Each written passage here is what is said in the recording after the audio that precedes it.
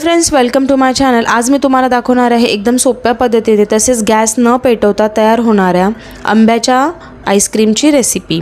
इथे मी हापूस आंब्याची आईस्क्रीम बनवली होती। रेसिपी लास्टपर्यंत नक्की बघा। ते मी एका मिक्सरच्या भांड्यामध्ये 1 वाटी दूध घेतलेलं आहे। ते इथं म्हशीचं दूध तापवून थंड करून त्याच्यानंतरच वापरलेलं आहे।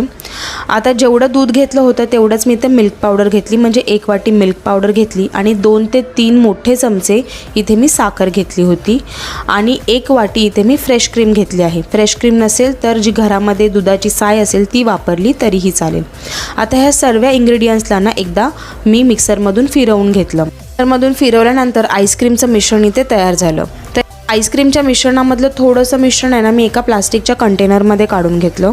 आता ह्या कंटेनरला मी वरती बटर पेपर लावला आणि त्याच्यावरती कंटेनरचं झाकण लावलं, ज्याच्याने आईस क्रिस्टल तयार होणार नाही। याने या आईस्क्रीमला 3 तासासाठी सेट होण्यासाठी ठेवून टाकलं।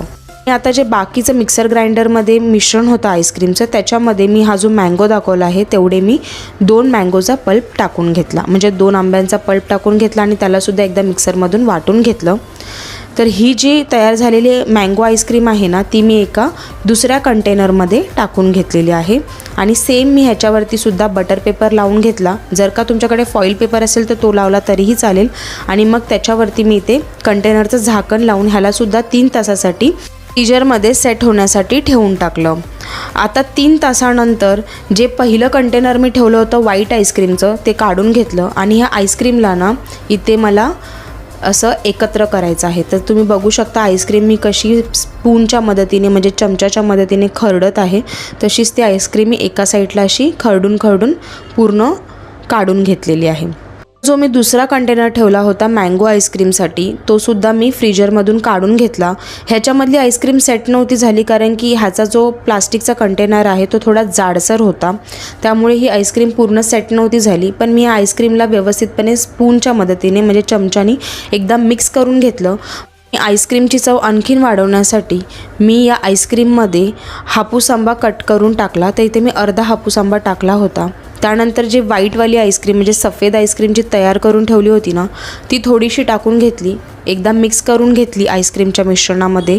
त्यानंतर थोडी अजून व्हाईट आईस्क्रीम टाकून घेतली मँगोच्या आईस्क्रीममध्ये, मिक्स करून घेतल्यानंतर थोडी अशी वरती त्याची लेअरिंग लावली। थोडी आईस्क्रीम मिक्स केल्यानंतर आता मी या कंटेनरवरती पुन्हा एकदा बटर पेपर लावला आणि त्याला पॅक करून पुन्हा एक 6 ते 7 तासासाठी डीप फ्रीज होण्यासाठी ठेवून टाकलं, म्हणजे फ्रीजरमध्ये ठेवलं। 6 ते 7 तासानंतर ही आईस्क्रीम इथे पूर्ण सेट झाली आणि त्यानंतर ही आईस्क्रीम मी इथे स्कूपच्या मदतीने सर्व केली। मँगो आईस्क्रीमसोबत थोडी मलाईची चव एकदम मस्त अशी लागते, तर हा कॉम्बिनेशन खूप भारी होता। ही आईस्क्रीम घरात नक्की ट्राय करून बघा आणि जर का तुम्हाला माझी रेसिपी आवडली तर चॅनलला लाईक, शेअर आणि सबस्क्राईब करायला विसरू नका। थँक्यू।